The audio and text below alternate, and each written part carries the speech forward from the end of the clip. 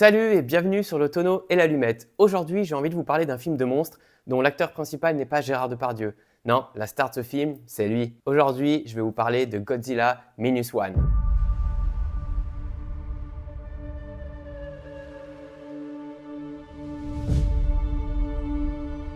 こりゃなんだってんだ。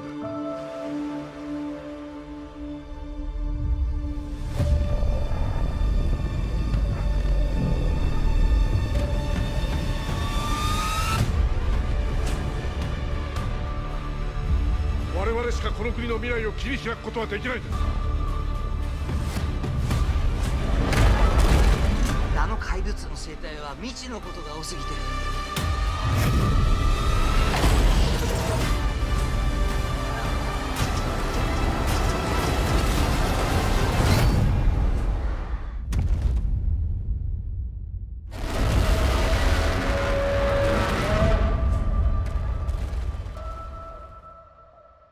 あいつの未来を守ってやりたい。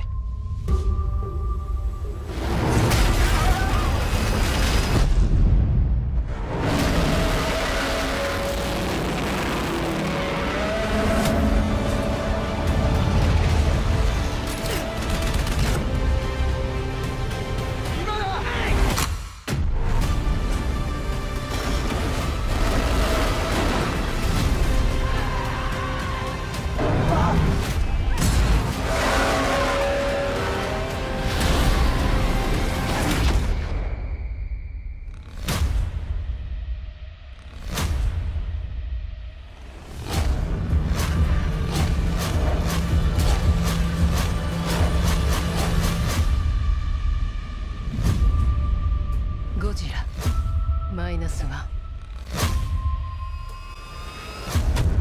Mais avant d'aller plus loin, je vous informe que cette critique sera garantie sans spoil. Et oui, contrairement aux autres que j'avais fait avant, là j'ai décidé de vous faire une critique qui va pas du tout vous divulguer des infos importantes ou l'intrigue du film. Comme ça, si vous ne l'avez pas encore vu, vous pourrez le découvrir par vous-même parce que, je vais vous le dire tout de suite, ce film, il vaut vraiment le coup d'œil.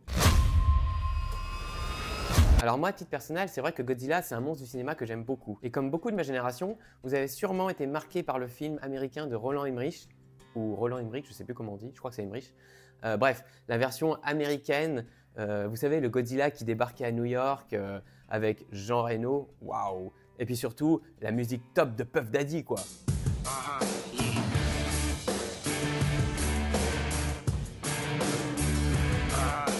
Et c'est vrai que ce blockbuster, pendant longtemps, j'ai beaucoup aimé. Je trouvais que c'était vraiment le film Godzilla. Et puis ensuite, j'ai grandi et puis je suis devenu un petit peu plus cinéphile, comme on dit. Et j'ai découvert les versions japonaises de ce monstre mythique qui essaye de détruire le Japon depuis maintenant 70 ans. Parce que oui, cette année, le film est sorti pour les 70 ans de la licence. Ensuite, plus récemment, on a eu les versions de Gareth Edwards, qui sont là aussi des versions américaines, avec des gros budgets, mais qui essayaient un petit peu de revenir aux origines du mythe, avec vraiment le Japon au centre de l'histoire. Mais quand après vous avez vu Minus One, je peux vous garantir que les versions américaines, vous allez complètement les oublier. Alors concernant Minus One, c'est vrai que j'avais entendu parler de ce film à la fin du mois de décembre parce qu'il avait fait un petit peu de bruit dans le sens où il était sorti seulement 2 jours dans nos salles françaises. Je crois que c'était le 17 et 18 décembre. J'avais vu effectivement la bande-annonce qui me donnait bien envie. Puis ensuite, quand j'ai commencé à regarder les salles, chez moi, on ne le proposait presque pas. Et surtout, c'était pendant 2 jours. Et je crois que c'était en semaine. Donc, je suis passé à côté. Mais après, j'ai lu les premières critiques et j'ai constaté que c'était vraiment très très bon. Et là, je me suis dit, mais purée, c'est pas possible, quoi. J'ai raté un super film. Et ensuite, j'apprends un peu plus tard qu'il va ressortir dans les salles françaises au mois de janvier, mais seulement pour 2 semaines. Donc, si vous avez l'occasion d'y aller, il faut vous dépêcher parce que c'est seulement jusqu'au 31 janvier. Et d'ailleurs, pour la petite anecdote, donc moi je suis allé voir hier soir le film et j'ai demandé à celle qui vend les tickets quelle raison faisait qu'il n'était pas sorti plus longtemps en France. Parce que j'ai beau regarder un petit peu partout à droite à gauche, j'ai pas trop compris pourquoi il ne restait pas plus longtemps. Et elle m'a dit que c'était une sorte d'exclusivité que les cinémas français et ailleurs dans le monde pouvaient avoir, mais seulement quelques temps. Donc en fait, si vous voulez, c'est un petit peu pour faire une sorte d'édition limitée et faire le buzz autour de ce film. Mais là, pour le coup, c'est vraiment frustrant parce que ce film, il est génial et je trouve dommage que des gens vont passer à côté juste parce qu'ils ne vont pas avoir le temps d'y aller pendant ces 2 semaines. Alors, Godzilla Minus One, de quoi ça parle? Eh ben, l'histoire, elle est assez simple et d'ailleurs, je ne vais pas vous faire de spoil parce que je vais vous dire le résumé que vous pouvez trouver sur Allociné. C'est assez simple, ça se passe au Japon juste après la guerre. Et ça, c'est un des premiers points positifs qu'il faut retenir de ce film, c'est le contexte historique. C'est très important. Et là, on va suivre les aventures d'un jeune aviateur, Koichi, qui était dans l'armée japonaise. Ce dernier est un survivant de guerre. Il va rentrer chez lui à Tokyo, qui malheureusement s'est fait bombarder par les Alliés. Il va ensuite essayer de se reconstruire, comme la ville en elle-même va essayer de se reconstruire. Et ça aussi, c'est quelque chose qui est extrêmement bien fait dans le film. C'est qu'on voit tout le processus de reconstruction d'une ville qui a été ravagée par la guerre et par les bombardements. Et ces pauvres Japonais, comme s'ils n'en avaient pas assez, ils essayent tant bien que mal de se relever après la guerre. Et qu'est-ce qui va se passer? Un monstre géant va sortir des mers pour aller les attaquer et détruire la ville. Le fameux Godzilla. Alors je vais m'arrêter là pour la révélation des intrigues parce que de toute façon, j'ai pas envie de vous spoiler. Et puis surtout, honnêtement, l'histoire, elle est assez simple et vous avez à peu près tout ce qu'il faut savoir avec ce que je viens de vous dire. Alors qu'est-ce que j'ai pensé de ce film?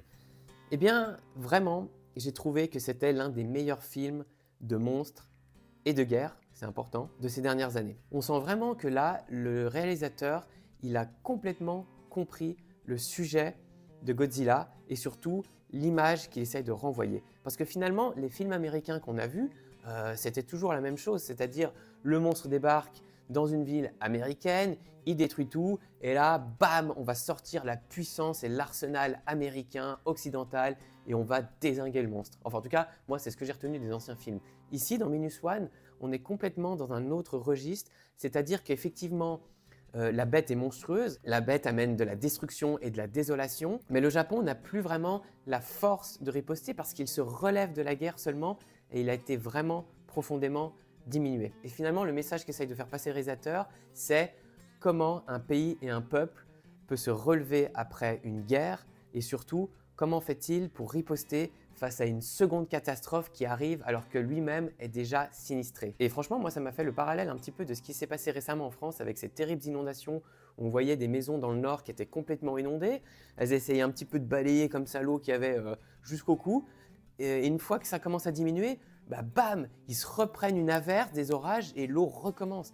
Et là, tu te disais, mais c'est horrible. Eh bien, Godzilla, c'est un peu ça. C'est-à-dire que le Japon a été profondément marqué par la guerre. Alors après, bien évidemment, on ne va pas rentrer dans la polémique parce que le Japon a commis aussi des choses un peu horribles. De toute façon, dans une guerre, dans les deux camps, il y a toujours des choses horribles. Donc, on n'est pas là pour défendre quel que soit le pays, mais on voit vraiment là que le peuple, en tout cas japonais, celui qui n'a finalement rien demandé à entrer en guerre, eh bien, il essaye de se relever doucement et il se reprend ce monstre de Godzilla sur la tronche, quoi. Et du coup, le fait que le film se passe à la fin des années 50, ça, c'est vraiment, j'ai trouvé excellent et surtout, c'est super bien fait. Et là, on va arriver au deuxième point positif qui est vraiment incroyable dans ce film, c'est la qualité de la réalisation et des effets spéciaux. C'est hallucinant. Quand tu sais le budget du film, et là, je vais revenir dessus assez vite aussi, c'est incroyable. Le film est magnifique. Ils ont vraiment reconstitué le Japon d'après-guerre de manière sublime. Les décors sont travaillés, les accessoires, les costumes, vraiment c'est top. Et surtout la créature. Là, on a vraiment un Godzilla qui est massif. C'est pas l'espèce de lézard qu'il y avait dans le film de Roland Emmerich, là, qui ressemblait à un truc entre Jurassic Park et puis un iguane. Là, on a vraiment le monstre massif avec des écailles, une crête dans le dos gigantesque et puis sa tête qui est presque un peu féline même. Donc vraiment, on est dans le monstre japonais, on est dans le kaiju traditionnel et il est magnifique. On a aussi des superbes bateaux de guerre bien reconstitués, on a des immeubles, des villes habitées, des trains qui sont détruits. C'est vraiment un univers qui est très travaillé et qui est hyper réaliste. Ça, c'est impressionnant. Et du coup, quand j'ai regardé un petit peu plus de détails sur le film, j'ai vu que le coût du film, attention, accrochez-vous, c'est 15 millions de dollars.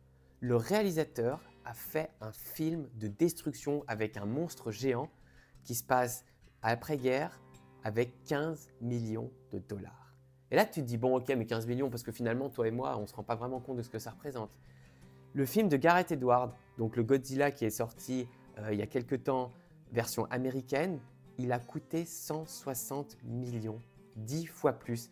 Et je t'assure que franchement, quand tu compares les deux, celui que j'ai vu hier, The Minus One, il n'a rien du tout à envier au film américain. Il est même presque plus beau, je trouve. Les effets spéciaux sont plus saisissants que la version américaine, 10 fois plus chère. Et pire encore, je vais vous faire une révélation, et là, accrochez-vous bien. Le film Les Tuches 2, Le Rêve en Amérique, ouais, le film Les Tuches, hein, je parle de film français, a coûté 15 millions d'euros. Donc à peu près, on va dire la même chose si on convertit que Godzilla Minus One. Donc en fait, le film Les Tuches coûte la même chose que Godzilla. Et là, tu te dis, mais ça pose quand même des questions. C'est-à-dire que la version américaine a 160 millions, 10 fois plus, comparé à la version japonaise à 15 millions. Où est la différence? C'est soit les Américains, ils gèrent vraiment très très mal leur budget et ils balancent l'argent par les fenêtres, soit les Japonais, ils arrivent à faire des économies monstres et sont des magiciens des effets spéciaux. Et bien c'est la deuxième réponse qui est la bonne, parce que j'ai regardé et j'ai vu que l'équipe qui était sur les effets spéciaux de Minus One, c'est 35 personnes seulement. Je ne sais pas si vous imaginez ce que ça représente. 35 personnes, je pense que c'est le nombre de personnes qui s'occupent des décors de Plus belle la vie, je pense. Sincèrement, quoi. C'est rien du tout, 35 personnes qui sont occupées de tous les effets spéciaux de ce film de 2 heures qui est monumental. Donc vraiment, j'insiste là-dessus. Ça va peut-être vous paraître chiant cette séquence, mais quand vous savez que ce film a coûté 15 millions, le coût du film des Tuches, tu te dis mais c'est pas possible. Ce réalisateur est un magicien. Les équipes qui ont travaillé dessus, ce sont des orfèvres. Donc rien que pour ça, allez voir ce film. Il faut qu'il explose le budget des recettes pour que vraiment l'équipe soit remerciée et ait une récompense à sa juste valeur, parce que c'est un truc de dingue ce qu'ils ont réussi là. Et puis pour terminer, ce que j'aimerais dire surtout sur Godzilla Minus One, c'est que oui, c'est un film japonais qui traite d'un monstre, d'un mythe japonais. Alors je ne vais pas commencer non plus à faire des clichés en disant oui mais ok, les autres peuvent aussi s'approprier ce mythe, d'autres pays. Oui, bien sûr que les Américains peuvent faire des films très bien sur des légendes et des monstres japonais, je ne dis pas le contraire. Mais là, on sent qu'en tout cas, vraiment, le réalisateur a compris, il s'est approprié le monstre et surtout le message qu'il veut faire passer. C'est-à-dire qu'on est vraiment là sur le traumatisme de la guerre, le traumatisme de l'attaque nucléaire, parce que j'en ai pas parlé, mais bien évidemment que Godzilla, c'est la personnification de la peur du nucléaire. C'est-à-dire qu'il est là parce qu'on a fait des essais ou parce qu'il y a eu des bombes atomiques qui ont atomisé le Japon. C'est comme ça que Godzilla est né. Et on sent tout le long du film qu'on traite de la peur, de la destruction des villes. C'est-à-dire que si tu remplaces Godzilla, qui est un monstre géant qui va détruire une ville, par une bombe qui détruit une ville, c'est la même chose. Le film il sera tout aussi bien et le message sera le même. C'est la peur et la reconstruction d'un peuple après une destruction. Et puis je terminerai là-dessus. Ce que j'ai adoré dans ce Godzilla, c'est l'ambiance du film qui vraiment, pendant toute une partie, et là je ne vais pas vous en dire plus pour ne pas vous spoiler, va vraiment vous rappeler le film Les Dents de la Mer, le premier Jaws de Steven Spielberg. Voilà. Je ne vous dis pas pourquoi, mais sachez que si vous avez aimé Les Dents de la Mer, l'ambiance de ce film, on est vraiment clairement là-dedans. Et là, je dis franchement chapeau. Voilà les amis, vous aurez compris que j'ai adoré Minus One et franchement, il faut aller voir ce Godzilla. Dépêchez-vous parce que vous avez jusqu'au 31 janvier pour le faire. Et en plus, il n'est pas dans toutes les salles, donc... Mais si vous avez quelques kilomètres à faire pour aller le voir, eh ben faites-les parce que ça vaut le coup. Et si vous avez envie de découvrir ce qu'est vraiment le mythe de Godzilla, eh ben laissez tomber le film de Roland Emmerich et allez voir Minus One. Et si vous êtes fan de Jean Reno, eh ben laissez tomber aussi le film de Roland Emmerich et allez voir Minus One. Bon, il n'y a pas Jean Reno, mais de toute façon, on s'en fout parce que Jean Reno dans Roland Emmerich, c'était vraiment pas terrible quoi. Quant à moi, je vous dis à bientôt pour une prochaine vidéo sur le tonneau et l'allumette. Et d'ici là, prenez soin de vous. Ciao!